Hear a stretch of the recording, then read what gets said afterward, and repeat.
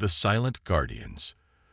The crystalline spires of Harmonium Prime glittered in the light of 3 suns, but Admiral Keelan Vore took no pleasure in the view from the observation deck. His normally iridescent skin had dulled to a matte gray, reflecting the grim reality facing the Galactic Coalition. Behind him, the Emergency Council meeting continued in hushed, desperate tones. "The Void Collective has already consumed the Artaxian systems," said Representative Solara, her voice wavering. 16 billion lives, just gone. "Our most advanced weaponry simply passes through their ships," added General Thez, mandibles clicking in agitation. "It's as if they exist partially, in another dimension."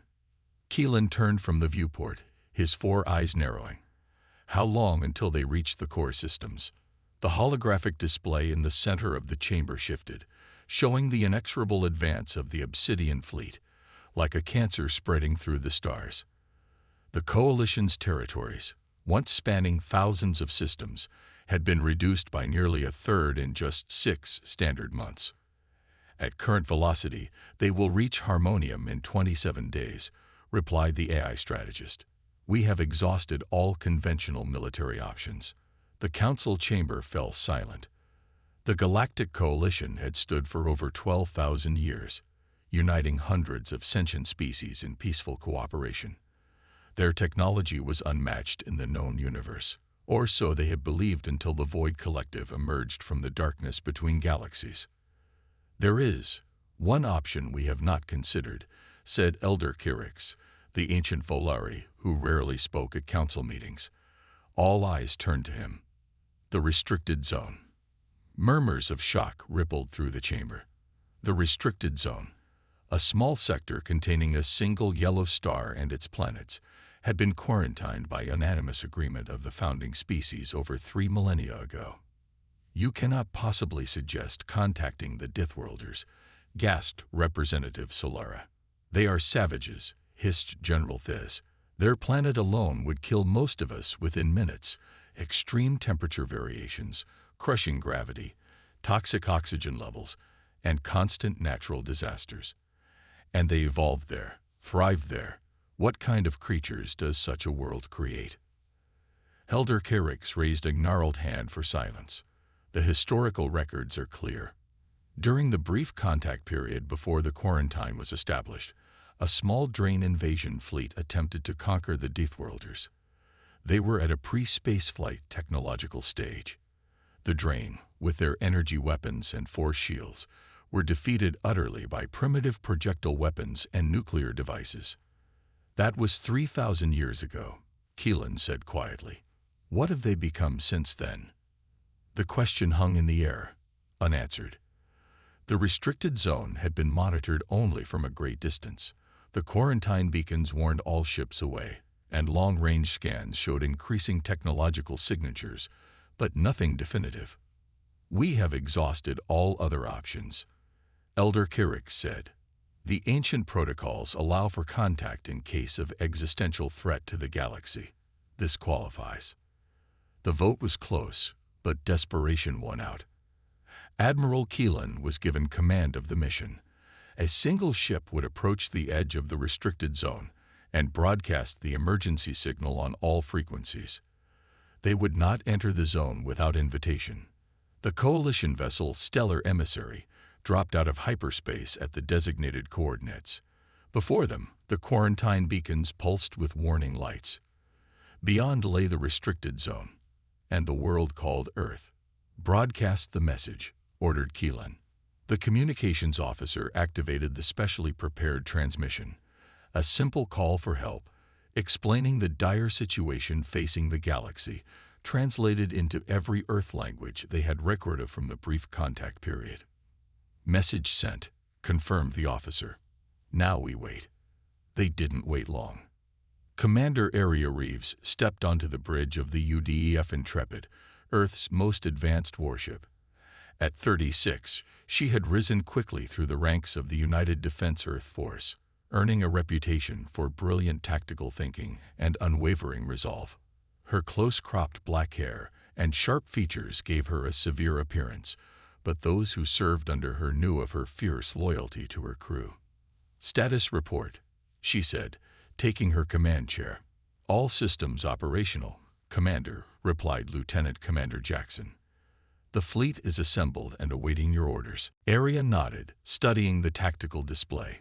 25 warships, Earth's first deep space battle fleet, hovered in formation above the planet. For centuries, humanity had been alone in the cosmos, developing in isolation after the mysterious quarantine beacons appeared in the outer solar system. No explanation had ever been given, but humanity had not been idle. The discovery of the beacons had unified Earth's nations like nothing before. The knowledge that advanced alien civilizations existed, and apparently wanted humanity contained, had sparked a technological revolution. Defense became the primary focus of human innovation. If the quarantine ever lifted, or if someone ever came through it with hostile intent, humanity would be ready. "Commander," called the communications officer, "we're receiving a transmission from beyond the quarantine line. It's breaking through on all frequencies." Arya straightened in her chair. "Put it through." The message was clear despite its alien origin. A desperate plea for help against an unstoppable enemy consuming entire civilizations. Detailed star charts showed the advance of this void collective and the rapidly diminishing territory of the Galactic Coalition. "Verify authenticity," Arya ordered. "Signal origin confirms with the quarantine boundary," reported the science officer. "Spectral analysis of the transmission matches no known Earth technology. This is legitimate first contact, Commander." Arya tapped her console, opening a secure channel to Earth Defense Command. "General Chaudhry, you're receiving this." "We are, Commander Reeves." The general's weathered face appeared on screen. "The Security Council is in emergency session. Stand by for orders." The debate on Earth lasted less than 6 hours, record time for the often fractious Security Council. The decision was unanimous. Humanity would answer the call. "The quarantine has kept us isolated for centuries," General Chaudhry told Arya during the final briefing. "But it's also given us time to prepare. Operation Sentinel has always been a theoretical exercise. Now it's a real mission. Your orders are to take the fleet beyond the quarantine line, establish contact with the coalition representatives, and assess the threat. If the Void Collective is as dangerous as described, you are authorized to engage." Arya studied the mission parameters. "The coordinates will take us over 70 light-years from Earth. Our fold space drives have never been tested at that distance." "Then this will be the test," the general replied simply. "Humanity has waited 3 centuries for this moment, Commander. We've built our civilization around the certainty that this day would come. Now it has." 12 hours later, the UDEF Intrepid led Earth's fleet toward the quarantine boundary. As they approached, the ancient beacons began to pulse more rapidly, their warnings growing more strident. "Beacons are emitting some kind of energy field," reported Lieutenant Chen from the science station. "They appear to be designed to turn ships away, not destroy them." "Maintain course," Arya ordered. "All ships, prepare for fold space transition on my mark." The ships of Earth's fleet gleamed in the distant sunlight, sleek, predatory vessels built for war. Unlike the elegant crystalline aesthetics favored by many advanced civilizations, human ships embraced brutal functionality. Heavily armored, bristling with weapon systems, they resembled sharks cutting through cosmic waters. "Coalition vessel is hailing us," announced the communications officer. "On screen," Arya commanded. The alien face that appeared was vaguely humanoid. 4 eyes arranged in a diamond pattern, skin that seemed to shimmer with an inner light, and no visible nose or mouth. It spoke, and the translation software quickly converted its melodic tones.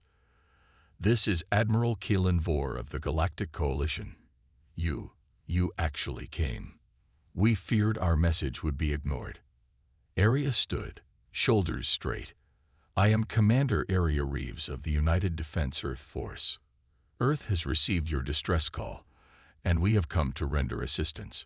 We are prepared to transit to your coordinates. The alien's 4 eyes blinked in sequence.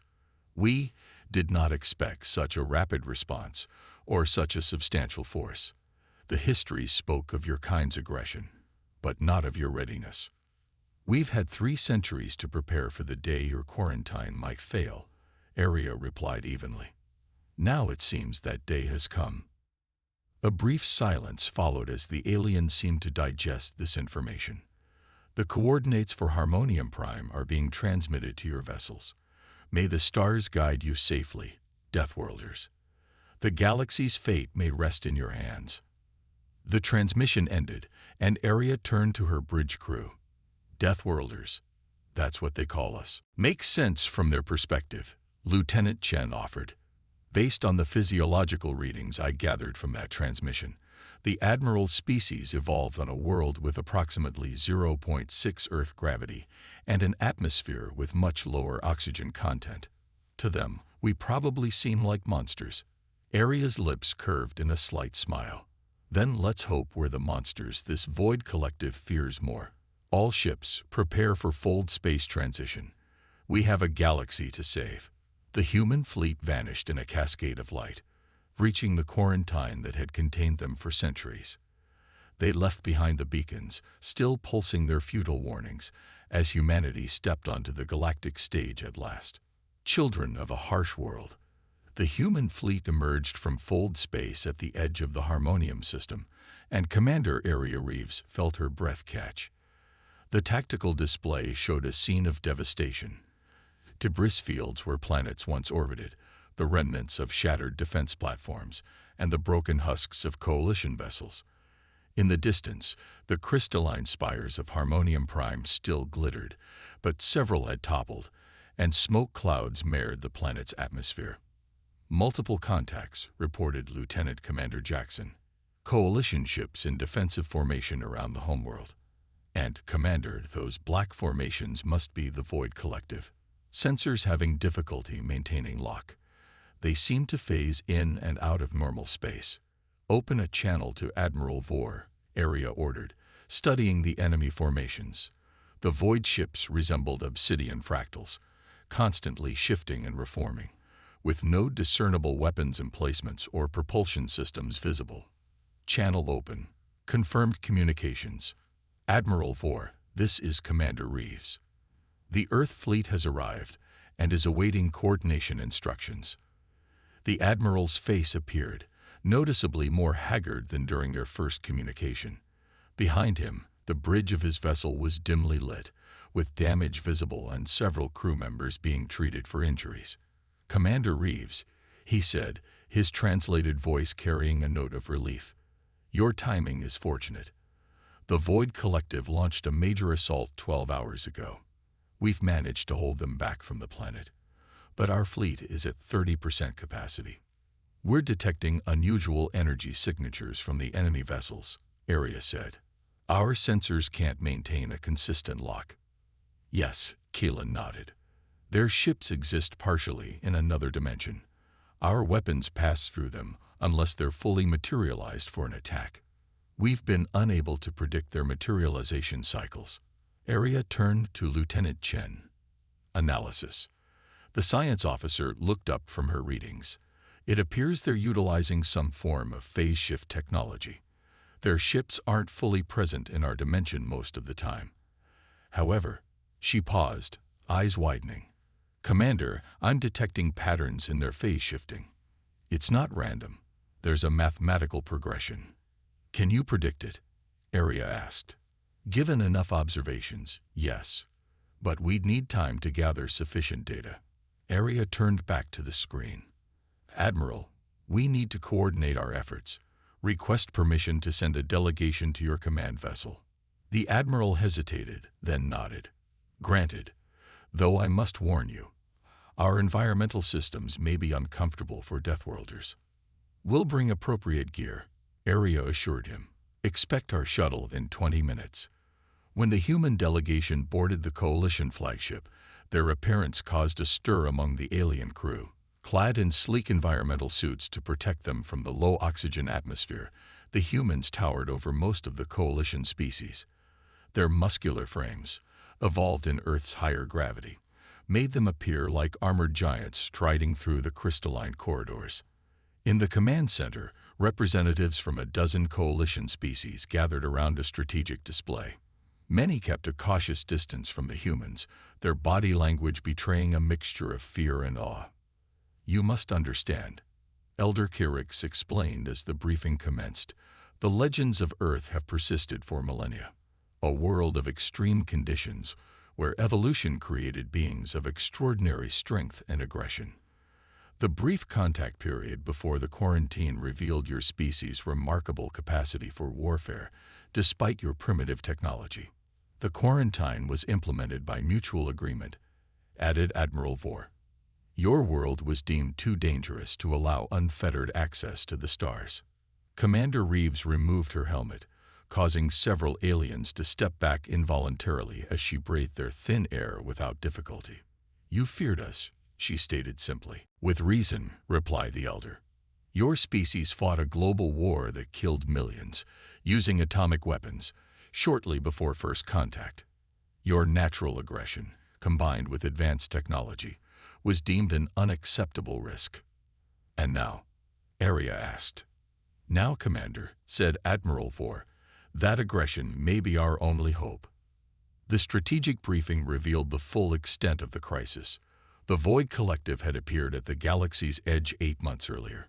Initial diplomatic efforts had failed completely.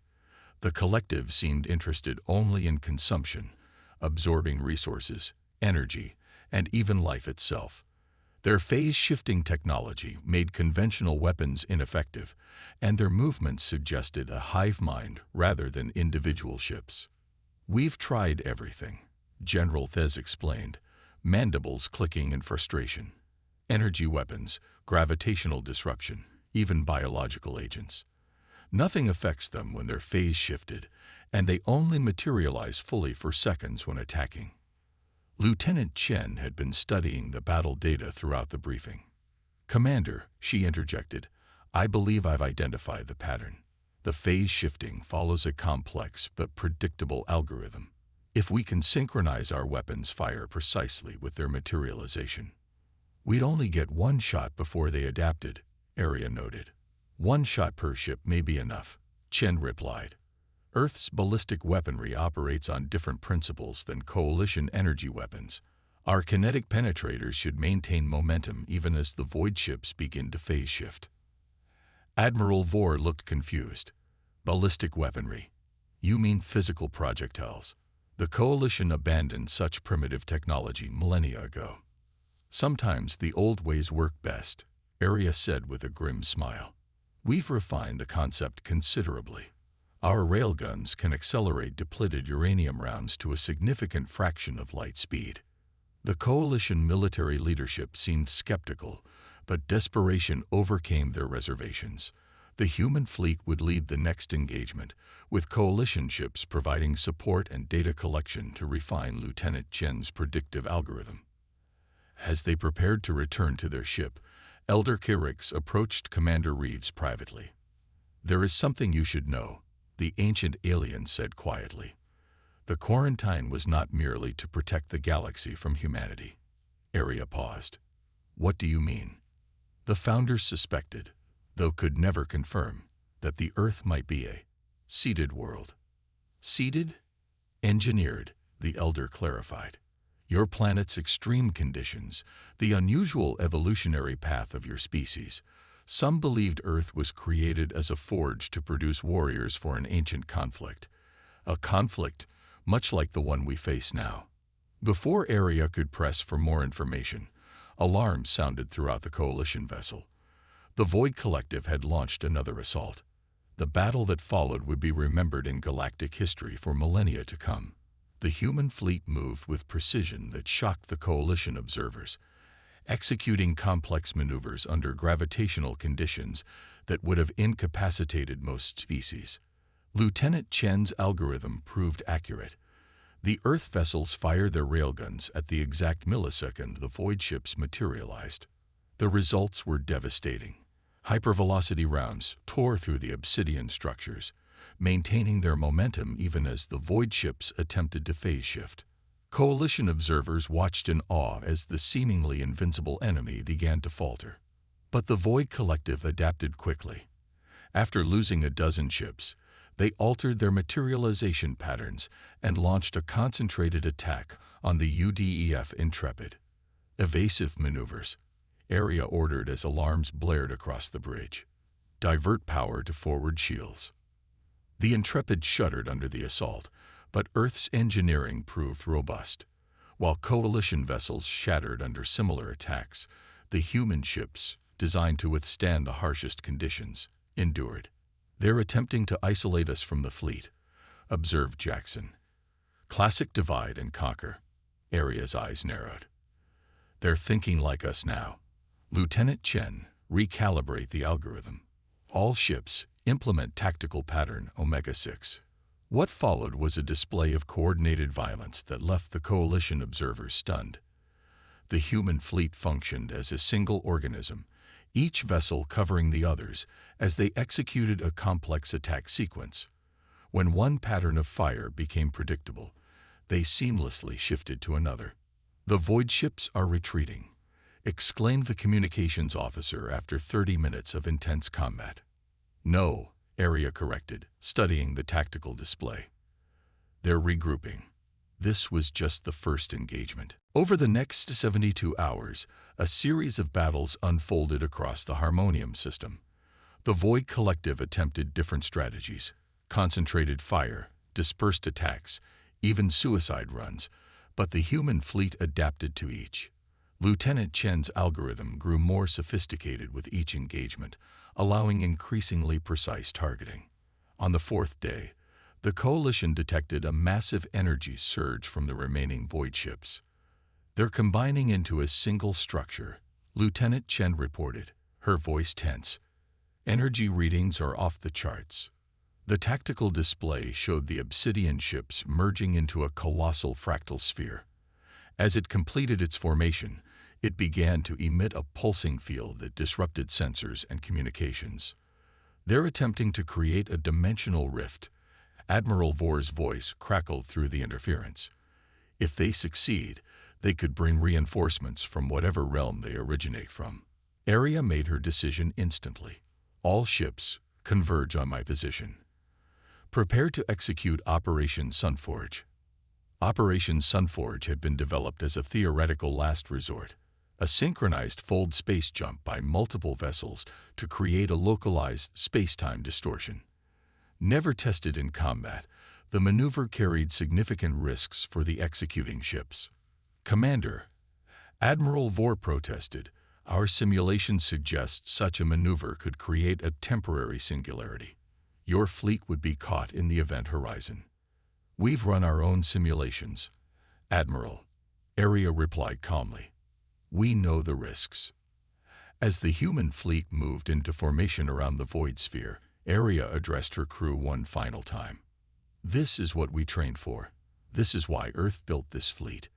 Whether we were seated as Elder Kyrix suggested or simply evolved on a world that made us strong doesn't matter. What matters is that we are here, now, and we have the ability to stop this threat." The human ships engaged their fold space drives simultaneously, but instead of entering fold space, they directed the energy inward, creating a rapidly collapsing bubble of distorted spacetime around the void sphere. The effect was immediate. The dimensional rift collapsed, and the obsidian structure began to fracture under forces it couldn't phase away from.